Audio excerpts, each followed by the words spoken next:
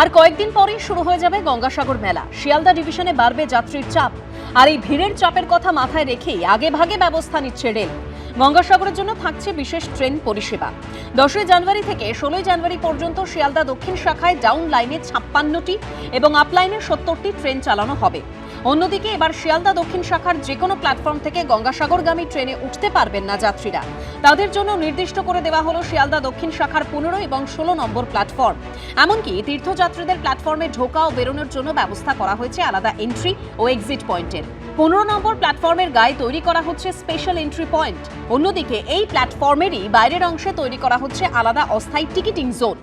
গত বছর কুম্ভের সময় ফেব্রুয়ারি মাসে নিউ দিল্লি স্টেশনের যে অভিজ্ঞতা, সেখান থেকে শিক্ষা নিয়ে গঙ্গাসাগর মেলার ক্ষেত্রে শিয়ালদা সাউথ সেকশনের এই 15 এবং 16 নম্বর প্ল্যাটফর্মকে ডেডিকেটেড গঙ্গাসাগরের জন্যই নির্বাচিত করা হচ্ছে এবং 15-16 প্ল্যাটফর্মের পরে বাকি অংশ একেবারে ঘিরে দেওয়া হবে, যাতে সাধারণ যাত্রীদের সঙ্গে কোনো রকমভাবে আলাদা করা যেতে পারে এই গঙ্গাসাগরের যাত্রীদের।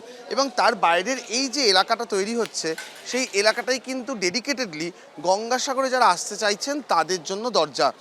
গঙ্গাসাগর থেকে ফেরত আসা ট্রেনগুলির যাত্রীদের বেরোনোর জন্য আলাদা করে করিডোর করা হচ্ছে রেলের তরফে। ব্যারিকেড করে ঘিরে দেওয়া হচ্ছে নির্দিষ্ট এলাকা। ज़्यादा भीड़ को ध्यान में रखते हुए इस बार हम लोगों ने जो मैक्सिमम पॉसिबल अरेंजमेंट था वो किया है। 23 गाड़ियाँ यहाँ से जाएंगी, 23 वापस आएंगी।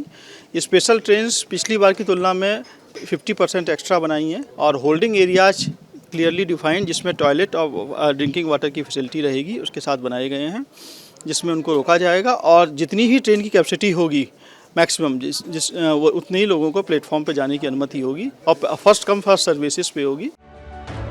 গত বছর কুম্ভ মেলায় আসার পথে দিল্লি স্টেশনে পদপিষ্ট হয়ে একাধিক মৃত্যুর ঘটনা ঘটেছিল। সেই থেকে শিক্ষা নিয়ে এবার গঙ্গাসাগর উপলক্ষে বাড়তি সতর্ক কর্তৃপক্ষ।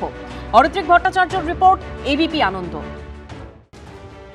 এসআইআরের শুনানি পর্ব চলার মধ্যেই দিন দুয়েক আগে রাজ্যে এসে তৃণমূল সরকারকে উপড়ে ফেলার হুঙ্কার দিয়েছেন অমিত শাহ। বলেছেন সোনার বাংলা গড়ার কথা।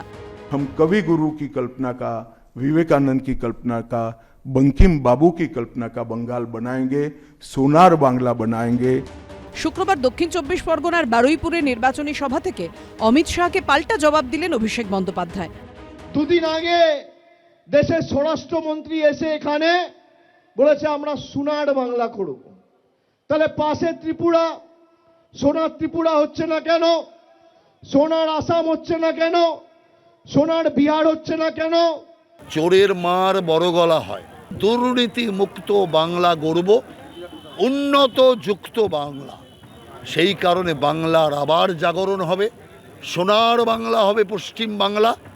যে সোনার বাংলা ছিল, সেই সোনার বাংলাকে আরও উন্নত বাংলায় আমরা পরিণত করব।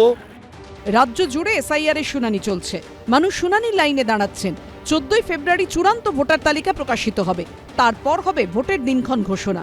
কিন্তু এখন থেকেই রাজনৈতিক বাগযুদ্ধ চরমে। বিজেপি শাসিত মধ্যপ্রদেশের ইন্দোরে দূষিত জল পান করে বেশ কয়েকজনের মৃত্যুর অভিযোগ উঠেছে।